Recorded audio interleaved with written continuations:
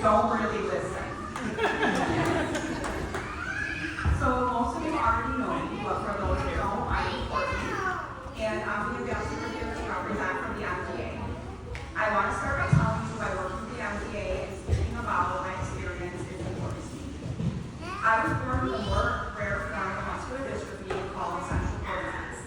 To see me sitting somewhere or passing briefly, you would probably think that I was a normal old lady. But the truth is, I've been dealing with severe pain and multiple health issues my entire life. When most people hear the word muscular dystrophy, they think of kids that are very sick and in wheelchairs. I am lucky enough that my form is not nearly as severe and life-altering as those feelings with the more common types and well-known types as the dechained and spinal muscular atrophy. These types are where most of the awareness and funding goes, because they affect the largest population of muscular dystrophy cases. However, the less common forms are also life-affecting, difficult, and painful.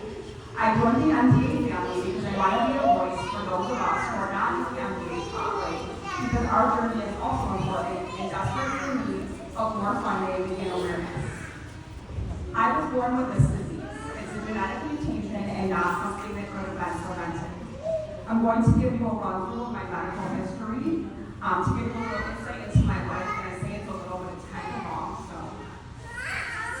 I was born with severe scoliosis and wore a plastic back brace 23 hours a day from the age of 4 until I was 14. I had a full spinal fusion at age 12, and then had a spinal reconstructive surgery when I was 26. During this surgery, my lung was ripped, I was bleeding and losing blood quicker than they could replace it, and almost lost my life. I've always had a lot of trouble breathing and have 40% lung function.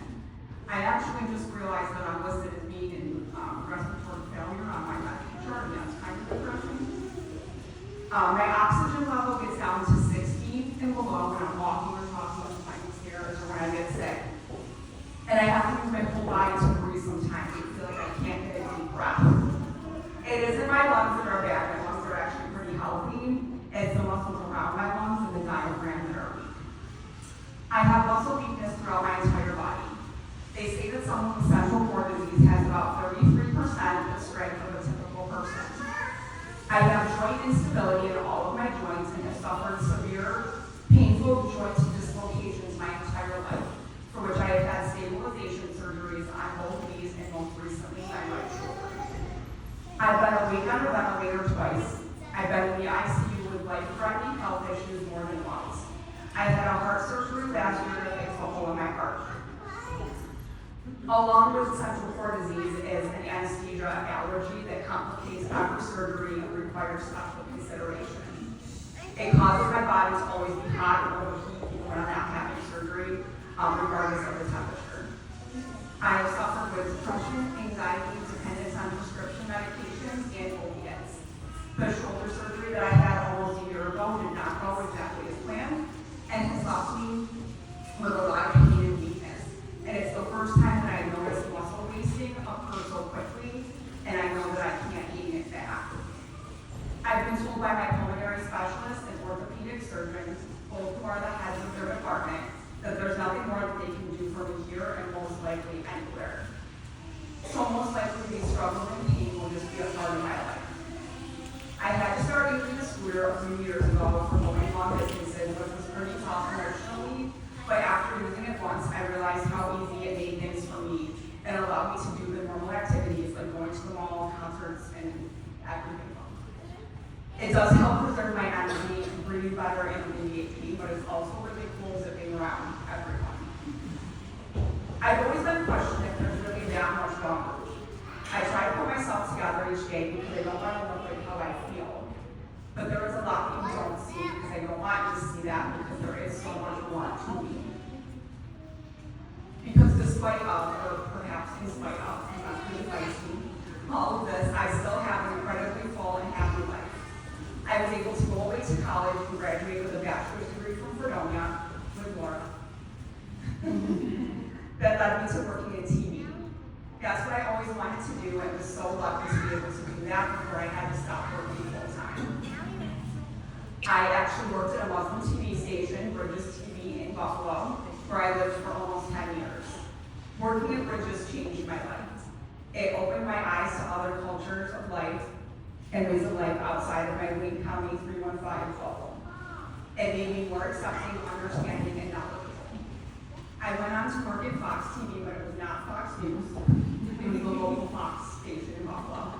And that was literally a dream. I worked in programming there, and I walked by Bart Simpson on a skateboard statue every day, and I felt like that was it. I was like, yeah, I hit my goal in life. I'm a huge music fan. I love going to concerts and live music of any kind. I commit to learning every lyric to every song of the artist that I love most, some of which are Elton John, Thomas Rhett, and Snoop Dogg. It's a very expansive. I love going to our family's cottage, reading, coloring, and snuggling on the couch watching TV with my husband and my dog.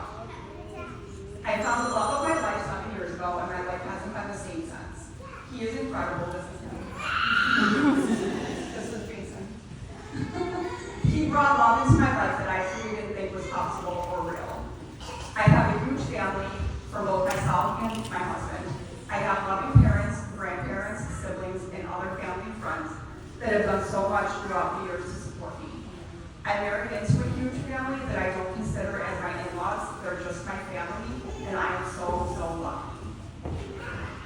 I was hesitant to speak today because I know others have it a lot worse than I do, and I probably don't always need to be the center of attention, but sometimes.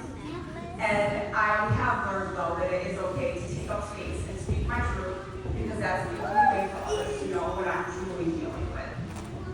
I'm so thankful to have been put in touch with Jessica and her camp and to become part of something so special. Thank you guys all so